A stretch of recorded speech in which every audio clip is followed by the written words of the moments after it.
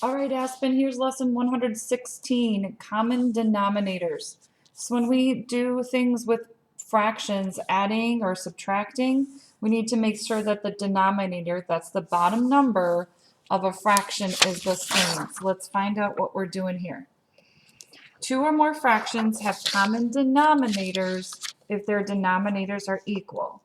These two fractions have common denominators, the 8 and the 8. These two fractions do not have common denominators, 8 and 9. In this lesson, we will use common denominators to rename fractions whose denominators are not equal. So rename 2/3 and 3/4 so that they have a common denominator of 12. So we have to make 2/3 into 8/12, and we have to make 3/4 into 9/12 so that we can work with them. So we will work with that as we keep going, but let's jump in to number 1. Evan found 24 seashells. If he gave 1/4 of them to his brother, how many did he keep? So we have to find out how many is in 1/4. So 24 divided by 4, we know that, that's 6. So he gave his brother 6, which means how many does he have left? 24 minus 6 is 18. He has 18 what? Oops, I circled it too soon. Shells. He has 18 shells. Shelves. That's a hard word, Aspen. Shelves. Okay, 22. Rectangular park is 2 miles long and 1 mile wide. Gordon ran around the park twice. How many miles did he run? So around means we need to do the perimeter. And twice it says. So 2 plus 1 plus 2 plus 1 equals 2 plus 1 is 3, plus 2 is 5, 6 plus 6, 12 miles. Wow, he's running far. Number 3, if 2 oranges cost 42 cents, how much would 8 oranges cost? Well, we know that we would have to find the value of 1 first. 42 divided by 2. 2 2's go into 4. 1 2 goes into 2. 21 cents. 21 times 8. 21 cents. Yep. So with that, we can put the decimal point there. So $1.68. Okay. Number 4. Pull this down here. 3/4 of the 64 baseball cards showed rookie players. That means their first year playing. How many baseball cards showed rookie players? Draw a picture to illustrate the problem. So this is A. So we got to go 64 divided by 3. 2 3's get into 6. Bring down the 4. Whoops, I'm sorry, Aspen. I did that wrong. My fault. Here, you erase it. So I'm sorry, that was my fault. 64 divided by 4. 4 goes into 6. 6 minus 4 is 2. Bring down the 4. 6 4's go into there. So 16 is 1/4.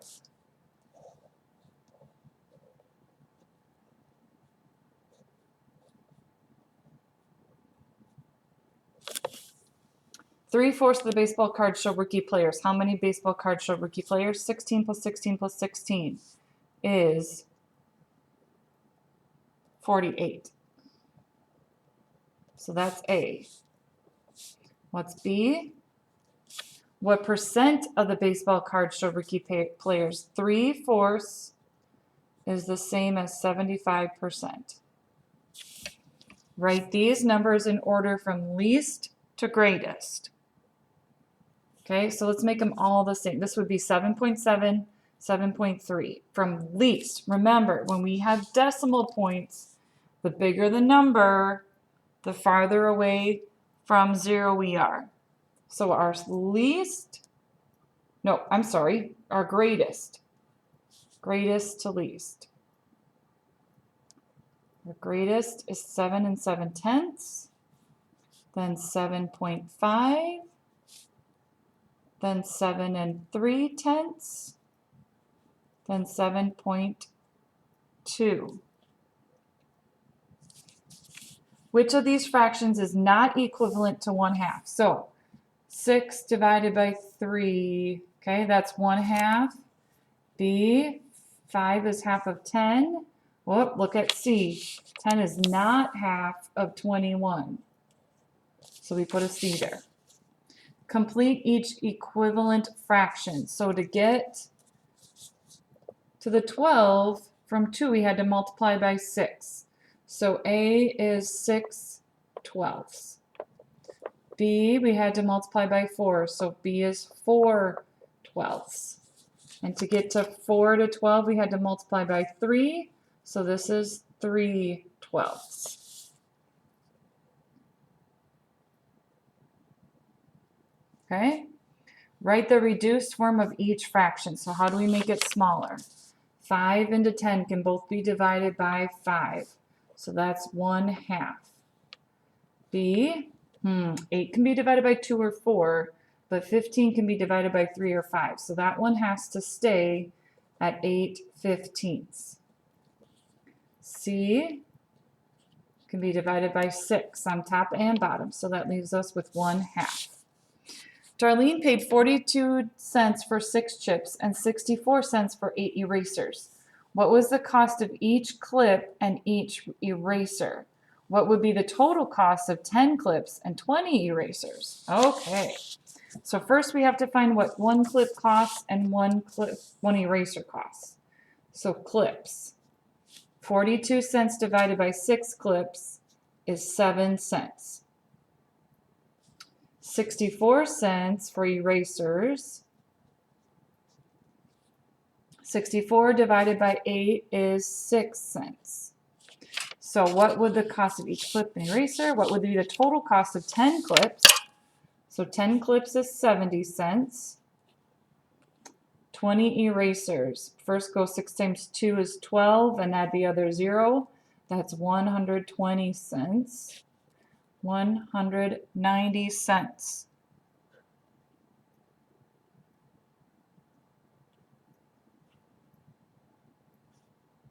Seven times 10, 70. Whoops, here I did it wrong, Aspen. 64 divided by 8 is 8 cents. 80 doubled is 160. So this has to be $2.30. $2.30. Sorry about that. Number 10.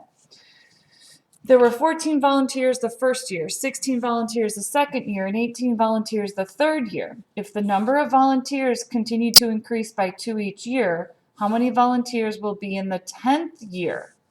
Okay, so I'm going to make a chart. T-chart. Okay. Year volunteers. Year 1, 14. Year 2, 16. 3, 18. 4, 20. 5, 22. 6, 24.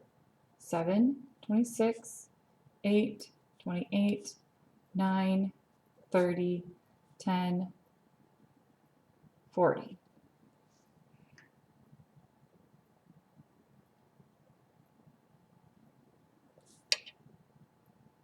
Oh, no. 32. Ooh, Aspen, this is a rough one. 32. All right, rename 1/4 and 2/3 by multiplying the denominator. Okay, so we are going to make them equal. So what it would be if we look, we are making it 12 because 4 times 3 is 12. So that one on the bottom and that one on the bottom. So this would be, if we've multiplied 4 times 3 to get to 12, the top needs to be 4. And if we multiplied the bottom times 4 to get to 12, we need to multiply the top times 4. So that's 8 twelfths. This is 3. 3 twelfths and 8 twelfths. B, rename 1/3 and 3/4 using the least common denominator. Okay, very similar to what we just did up there. So 12 is going to be the number that's the least common, meaning if we go 3 times 4, we know it's 12. 12 is going to be the one that both 3 and 4 can go into. So we had to multiply by 4 to get to 12 on this first one. So that's 4 twelfths. And the second one, we had to multiply by 3 to get to 12. So the top we have to multiply by 3, which is 9 twelfths. Okay. A standard dot cube is rolled. What is the probability that the number rolled will be less than 7? All of the dots are less than 7. So the probability is 1. It will happen every single time. 13, 14, 15, 16, 17, 18 through 26 you do on your own. 27. Karen is planning a trip to Los Angeles from Chicago for her vacation. She finds the following 2 round-trip flight tickets. Use the information to answer A through C. If Karen wants to arrive in Los Angeles in the morning, how much will she pay for airfare? So she wants to arrive in the morning. Arrival city, Los Angeles. She's arriving at night. That's too soon. Okay, this one, so she's leaving Chicago, landing in Los Angeles, but that's at night. She's leaving Chicago and she's landing at Los Angeles in the morning at 10:28. The price for this ticket is $412. So that's what she has to pay because she wants to get there in the morning, so she has to pay $412. If Karen chooses the economical round trip, when is her return type scheduled to return? Scheduled to land?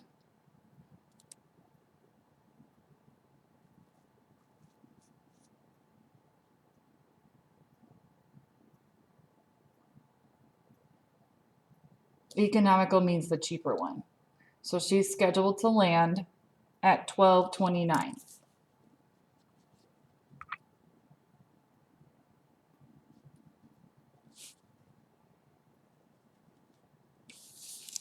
There is a 2-hour time difference between Chicago and Los Angeles. About how long does a flight between these cities last? So between Chicago and Los Angeles, there's a 2-hour time difference. Meaning this one takes about 2 hours to get there, but Chicago is ahead of Los Angeles. So she's landing 2 hours later, but she also flew 2 extra hours because of the time change. So the answer for C is B because it took 4 hours total. Okay. Estimate the area of the polygon. Each small square represents 1 square inch. Okay. You need to do 29 by yourself too. Does the polygon have reflective symmetry? So that means if you fold it in half, would that be symmetrical? Yes or no? Does the polygon have rotational symmetry? Meaning if I turn it, is it going to stay the same? You need to answer that. If I turn it to this way, would it still have the same symmetry? The answer is no. So 29B is no. Okay. Can't quite see it. I'm trying to get it to refocus here. Okay, you'll have to read this on your own on yours. Refer to the figure A, B, and B. Hexagon is formed by 2 joined rectangles. Which transformation would move one rectangle to the position? So you're going from here to here. So 30A, there we go, is rotation. And B, each rectangle is 5 by 7. So you got to do the area twice. Okay? Find the area twice.